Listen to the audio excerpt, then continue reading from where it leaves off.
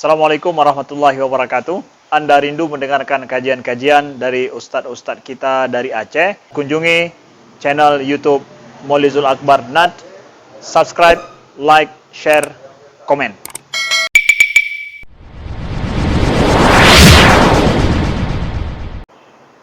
Assalamualaikum warahmatullahi wabarakatuh. Alhamdulillahirabbil alamin. Hamdan katsiran thayyiban mubarakan fi. Asyhadu an la ilaha illallah wahdahu la syarika lah. Wa asyhadu anna Muhammadan 'abduhu wa rasuluhul karim. Allahumma shalli wa sallim ala nabiyyina wa sayyidina al-Mustafa Muhammadin wa ala alihi wa ashabihi ajma'in. Amma ba'd. Rabbi shrah li sadri wa yassir li amri wahlul 'uqdatam min lisani yafqahu qawli. Segala puji bagi Allah, kemudian salawat dan salam pada Rasulullah, pada keluarga dan seluruh sahabat-sahabatnya. Bapak-bapak dan ibu-ibu, jemaah salat subuh yang Allah muliakan insyaallah. Kita akan sambung kembali pelajaran tentang amalan-amalan yang disunnahkan Nabi atau amalan yang dilakukan Nabi dalam hukum yang sunnah selama satu hari, satu malam, artinya dalam 24 jam, apa saja yang dilakukan oleh Nabi SAW yang sifatnya sunnah. Terakhir kita membahas tentang, kita sudah sampai pada perkara-perkara yang sunnah seputar waktu duhur, yaitu diantaranya sekedar mengingatkan ulang, sunnahkan melakukan salat sunnah duhur qabliyah dan ba'diyah dengan jumlah rakaat yang telah dikabarkan oleh Nabi SAW. Boleh 2 rakaat sebelum dan 2 rakaat sesudah. Boleh 4 rakaat sebelum dan 2 rakaat sesudah. Juga boleh 4 rakaat sebelum dan 4 rakaat sesudah. Itu kalau salat duhur. Nabi SAW mengatakan, barang siapa yang melakukan salat sunnah sebelum duhur 4 rakaat, lalu kemudian ditambah dengan 4 rakaat sesudahnya, maka diharamkan tubuhnya disentuh oleh api neraka. Ini janji Nabi SAW, haram tubuhnya disentuh oleh api neraka. Syaratnya istiqamah sampai mati, 4 rakaat sebelum dan 4 rakaat sesudah. Tapi kalau cuma solat sunnah saja, tidak solat wajib, tetap dalam rakaat, walaupun 4 rakaat sebelum dan 4 rakaat sesudah. Kemudian disunnahkan melakukan qailulah. Disunnahkan melakukan qailulah di waktu zuhur. Boleh qailulah itu tidur sejenak, istirahat sejenak. Boleh sebelum salat zuhur atau boleh memilih waktu setelah salat zuhur. Jadi disunnahkan tidur sejenak. Dan itu Nabi yang mengatakannya, qilu fa inna syaitan la taqil. Tidurlah sejenak karena syaitan tidak pernah tidur siang. Tidur diamlah sejenak karena syaitan tidak pernah tidur siang. Maka bapak-bapak yang tidak pernah tidur siang, ini hadis riwayat dari Anas bin Malik radhiyallahu anhu. Jadi memang disunnahkan. Untuk apa disunnahkan tidur siang sebentar? Untuk merefresh atau menyegarkan kembali badan yang lelah di setengah hari. Jadi ini nanti efek baiknya adalah dia sanggup melakukan salat asar dengan segar, khusyuk, lalu kemudian juga mampu melakukan salat tahajud bagi mereka yang sempat tidur siang. Kemudian seandainya terlalu panas, yusannu 'inda syiddatil har,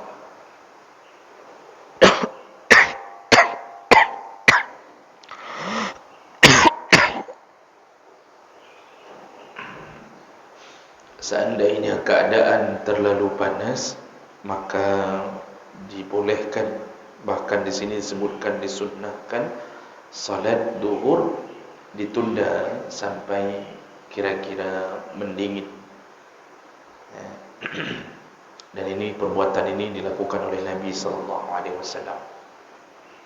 Pernah Nabi menunda salat duhur, artinya mempending salat duhur sampai matahari bergeser sedikit, agar tidak terlalu membakar orang-orang yang sedang salat duhur.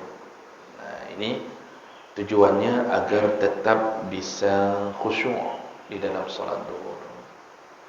Tapi zaman Nabi tentu karena masjid tidak seperti hari ini. Hari ini tidak perlu menunda. Dengan masuk ke masjid saja kita sudah mendapatkan keadaan yang dingin, ya, dengan suasana masjid. Dan panas di siang hari, kata Nabi, iza ishtaddal har, kalau sudah terasa terlalu panas, abridu, kata Nabi, berdingin-dinginlah engkau. Artinya boleh ditunda salat, tunggu dingin, jangan sampai enggak bisa khusyuk waktu salat duhur. Jadi boleh. Abridu bis salah, tunggulah dingin untuk bisa salat. Fa inna syiddatal har min fayhi jahannam. Dan kata Nabi, kalau cuaca terlalu panas, ketahuilah itu menunjukkan Jahannam sedang mendidih. Jahannam sedang mendidih. Hadis riwayat Bukhari, Muslim.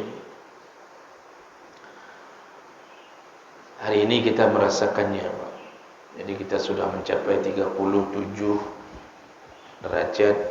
Di India sudah 43, 45. Ya, kita masih Allah berikan sedikit keringanan, tapi terasa gelombang panas ini membuat hidup kita terasa berat.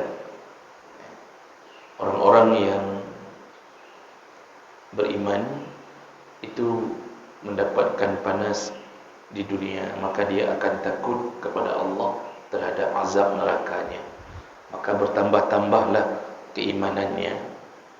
Makanya Nabi SAW dalam hadis riwayat Muslim itu menyebutkan, barang siapa yang merasakan panas lalu dia berdoa, Allahumma ajirni minan nar, yaquluha salasan, siapa yang mengucapkan Allahumma ajirni minan nar, ya Allah jauhkan aku dari api neraka, 3 kali.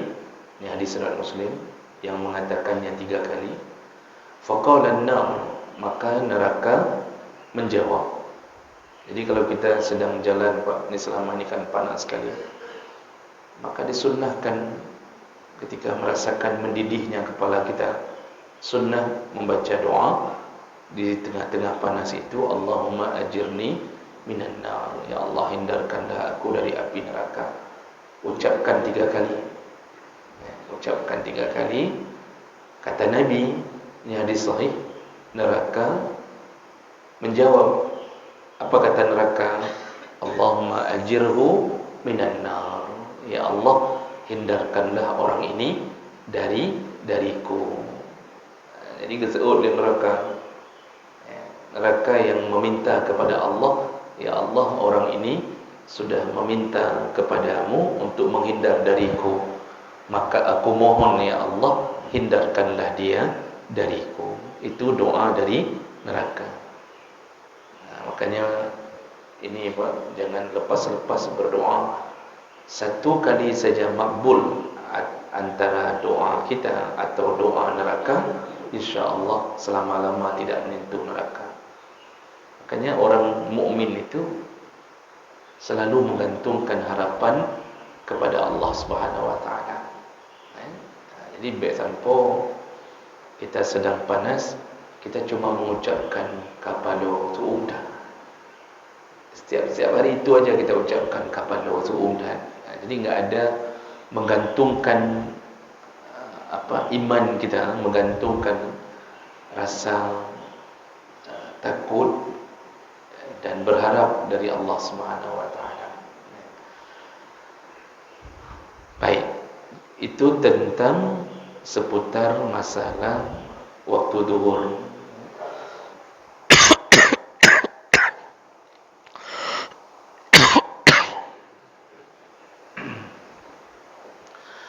Berikutnya kita sambung sunnah-sunnah berikutnya di waktu asar, waktu asri. Ketika datangnya waktu asar, apa yang disunnahkan? Yang pertama, ketika sudah masuk waktu untuk salat asar, berdasarkan hadis Nabi, sunnah hukumnya untuk melakukan salat qabliyah asar. Walaupun sunnah qabliyah asar ini tidak muakkad, tidak dikuatkan, boleh lakukan, boleh tinggalkan, artinya tidak terlalu dikuatkan. Dan ini tidak ada hadis khusus yang sahih yang menyatakan tentang adanya qabliyah asar, tapi yang ada hadis umum, yaitu Rasulullah sallallahu alaihi wasallam menyebutkan ma bainal azanain as-salah. Di antara dua azan pasti ada salat. Maksudnya di antara dua azan yaitu azan dan iqamah. Di antara dua azan ada salat, kata Nabi.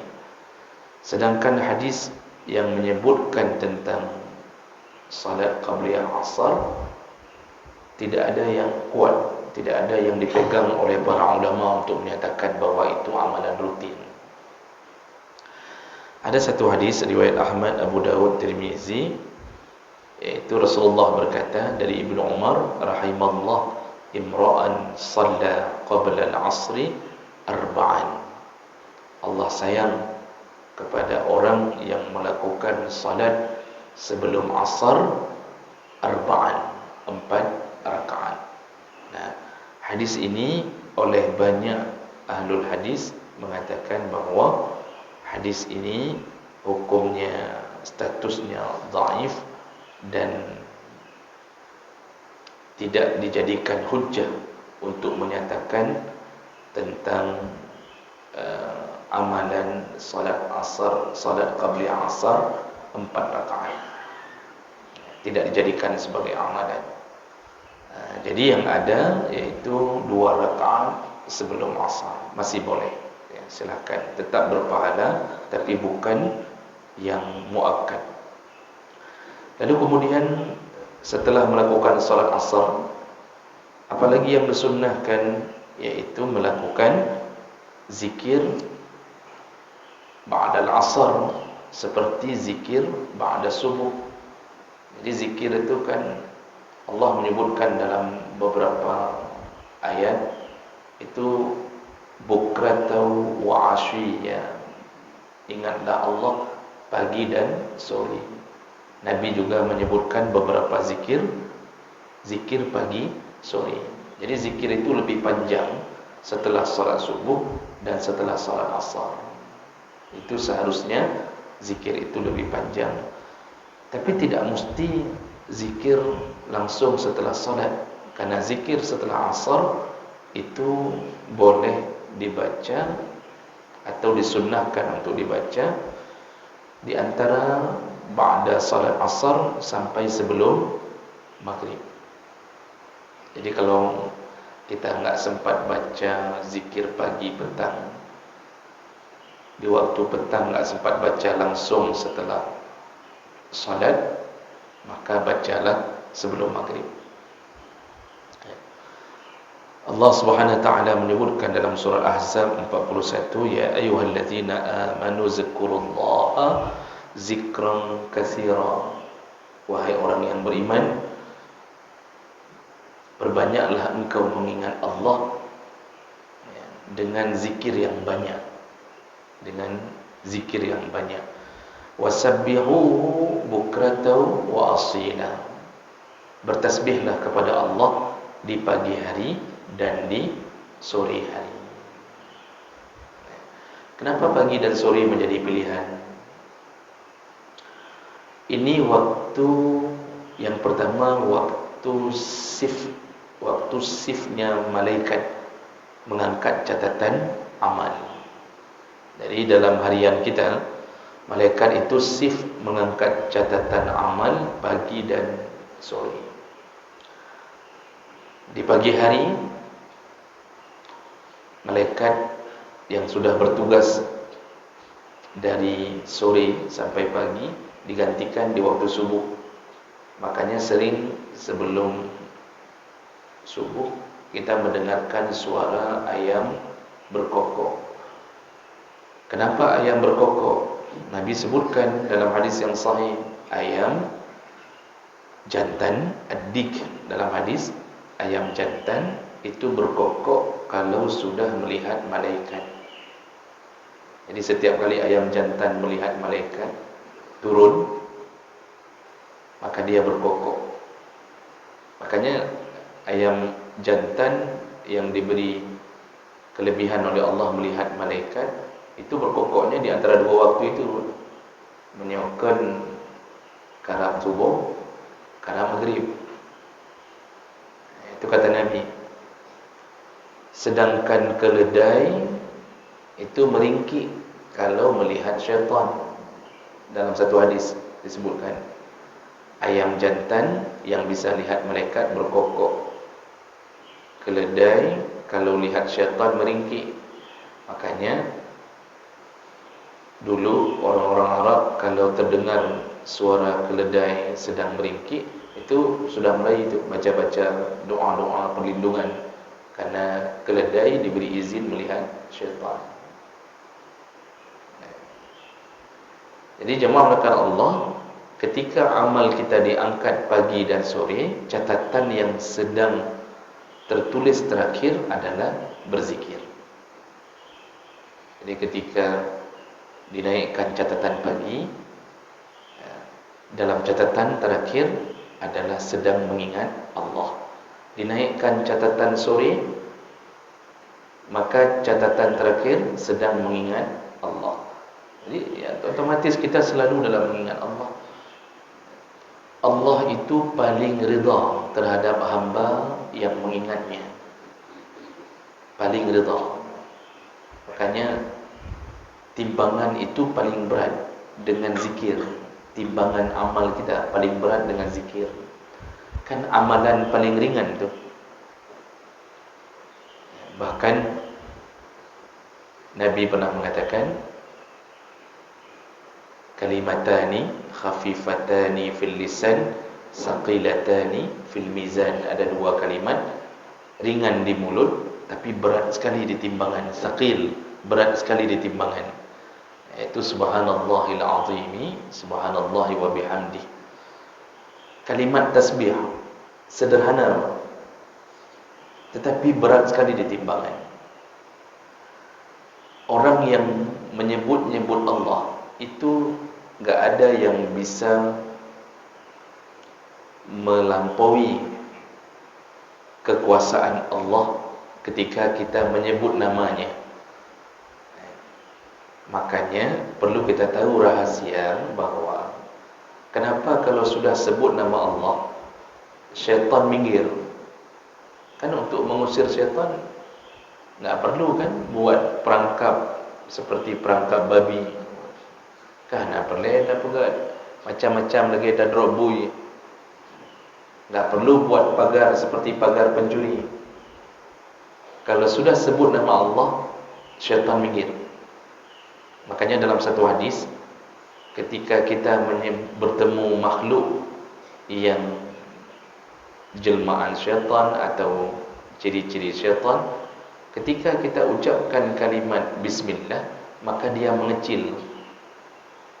Mengecil, Pak. Jadi syaitan itu mengecil sampai sebesar lalat, kata Nabi. Tidak ada kuasanya kalau sudah sebut nama Allah. Tapi kalau kita menyebut-nyebut nama syaitan itu, dia semakin membesar. Makanya ketika kita lewat di jembatan Senapit Telawak, kalau kita memuji-muji hantu Senapit, hantu siapa disebut, hantu Halimah atau siapa itu, hantu Kak Nah atau kok dia Halimah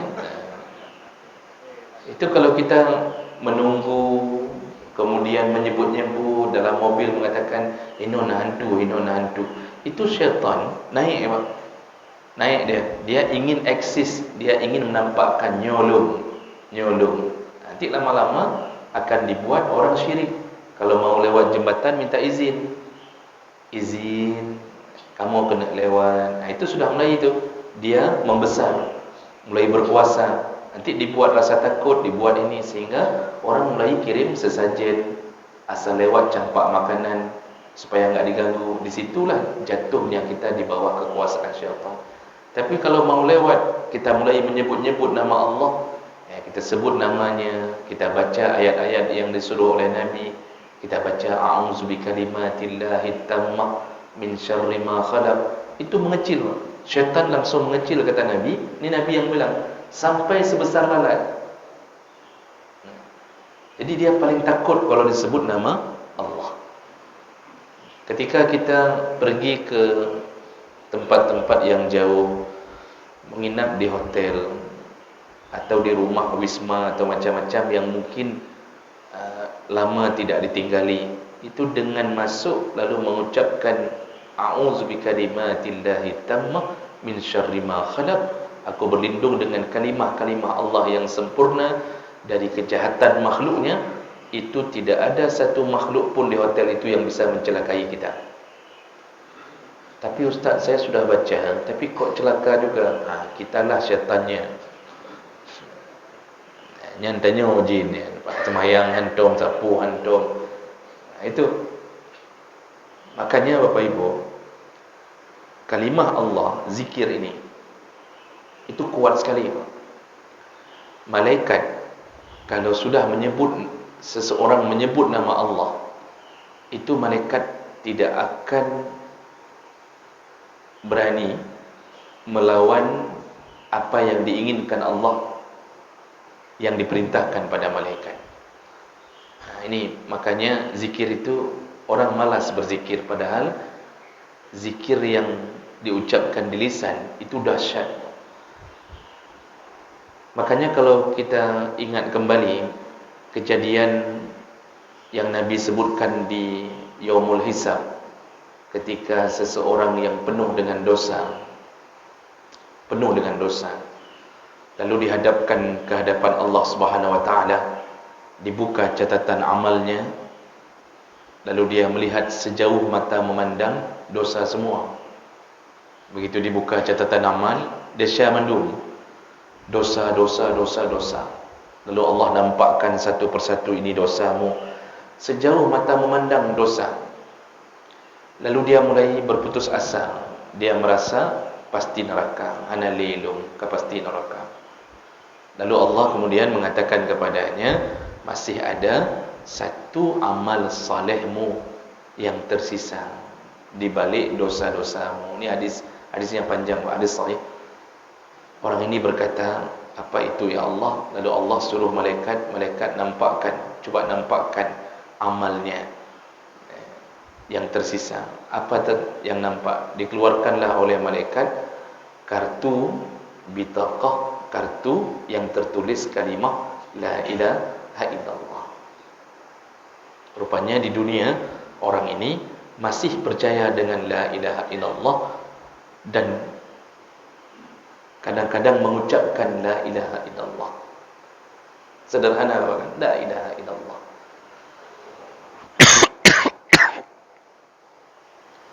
Lalu orang ini berkata, "Ya Allah, apakah mungkin satu kartu, bitaqah itu kartu, cuma kertas menulis la ilaha illallah. Apakah mungkin satu kartu ini menyelamatkan aku, sedangkan dosaku penuh sejauh mata memandang semuanya dosa?" Lalu Allah mengatakan pada malaikat, "Wahai malaikat, timbanglah." Disuruh timbang. Satu kartu kita bayangkan seperti satu kartu ATM. Timbang dengan dosa yang penuh, sepenuh langit dan bumi dosa. Disuruh timbang, sebelah kanan kalimah la ilaha illallah, sebelah kiri dosa-dosanya yang menggunung. Apa yang terjadi jemaah Allah? Nabi memberitahu, ternyata langsung yang lebih berat adalah kalimah la ilaha illallah. Lalu Allah berkata, dengan kalimah ini ku ampunkan semua dosa-dosamu, masuklah ke surga. Begitu kata Allah pada orang ini. Begitu gembiranya orang ini dengan zikir yang pernah dia lafazkan la ilaha illallah. Yang jadi pikiran kita apa? Malaikat ketika divonis Allah, ini orang selamat dengan kalimah la ilaha illallah. Pernahkah kita berfikir kenapa malaikat enggak protes? Maunya kan malaikat itu kan protes maunya, "Ya Allah, kok bisa begitu? Enak sekali. Sudah capek kami tulis di dunia, tiba-tiba dengan kalimah itu kata selamat." Kan seharusnya malaikat, logika kita, seharusnya malaikat mengatakan, "Wah, enak sekali kalau begitu. Kahek kamu tulis dengan kalimahnya kata selamat. Dosa penuh segala macam, tiba-tiba sudah selamat." Tapi malaikat tidak berani protes. Kenapa? Karena berhubungan dengan nama Allah Subhanahu wa taala. Bapak Ibu, ini kalau berzikir kelebihannya. Sekarang kita di dunia jangankan berurusan seperti malaikat berurusan dengan nama Allah, kita di dunia saja pakai nama manusia saja kita kadang-kadang bisa selamat. Ini kita dirazia nih, misal dirazia, bak jalan dirazia. Kita keluarkan kartu, menuliskan Jokowi, misal menulis. Kita kasih nampak nih kartu. Saya keluarga besar Jokowi. Begitu keluar nama itu, apa yang terjadi, Pak? Mulai dari semua yang merazia, mau siapapun itu akan mengatakan, "Silakan Pak, silakan lewat, silakan lewat." Itu saja, Pak. Baru bawa nama manusia yang mungkin 2024 dia nggak muncul lagi. Itu kita sudah selamat. Coba fikirkan ketika kita menyebut-nyebut nama Allah, adakah makhluk Allah yang berani melawan namanya? Ketika kita bilang nyo Tuhan lum Allah, malaikat langsung, ya kami tidak akan melakukan apapun. Makanya semua binatang kalau kita menyebut-nyebut nama Allah bergetar. Ikan yang menelan Nabi Yunus dalam tafsir ketika menelan Nabi Yunus, dia belum tahu itu Nabi. Setelah tertelan, ternyata Nabi Yunus mengucap kalimah la ilaha illa anta subhanaka inni kuntu minadh dhalimin. Begitu terucap kalimat la ilaha illa anta, bergetar perut ikan. Di situ dia susah. Yang telah dia telan adalah seseorang yang menyebut-nyebut nama Allah di dalam perutnya. Di situ ikan ini tersiksa. Kalau bukan karena diperintah oleh Allah, dia akan segera mengeluarkan Nabi Yunus dari perutnya. Enggak tahan. Makanya ini menjadi rahasia kita. Banyak-banyaklah berzikir. Dalam salah satu kitab, saya lupa nama kitab ni, ada Al-Fuqissah wa Qissah, ada riwayat dari orang-orang di masa tabi'in itu berjalan di satu padang, di satu hutan, melakukan safar. Nah, ketika di tengah-tengah hutan, lalu terdengarlah suara harimau dan mereka sedang salat. Jadi sedang salat terdengar suara harimau. Semua lari menuju ke pohon-pohon, naik pohon, kecuali satu orang. Teman-temannya berteriak, kaplung, kaplungnya ipabih ke ipajuh ke. Tapi tidak dengan bahasa Aceh pada waktu itu. Orang ini tetap salat, dia lanjutkan salat. Ternyata harimau itu betul-betul mendekat. Dan ketika mendekat, di dalam kitab itu, saya baca dalam kitab itu, harimau itu hanya mengitari orang yang salat itu. Dia terus berputar-putar di samping orang salat itu, lalu kemudian dia pergi. Teman-temannya di atas pohon melihat kejadian itu. Setelah harimau itu pergi, teman-temannya turun lalu mengatakan, engkau ini bodoh sekali, salat kan bisa ditunda, ini kan nyawa. Seharusnya selamatkan diri dulu, untuk baru dah sembahyang lo. Begitu ajarannya, kata teman-temannya. Apa-apaan kamu ini, begini-begini. Apa kata orang yang salat ini? Apakah mungkin aku dimakan oleh makhluk Allah ketika aku menyebut-nyebut nama penciptanya di hadapannya? Itu keyakinan. Kuat sekali keyakinan dia. Kalau sebut nama Allah di depan makhluk ini, maka tidak mungkin makhluk ini memakan orang yang sedang menyebut-nyebut nama Allah Subhanahu wa taala. Selamat di situ. Tapi jangan ditiru. Walaupun selamat, jangan ditiru. Karena keyakinan kita mungkin enggak sampai ke situ. Kita solat, harimau datang, dalam hati mudah-mudahan baik pajuh, tapi sang ipajuh. Ini keyakinan ipajuh.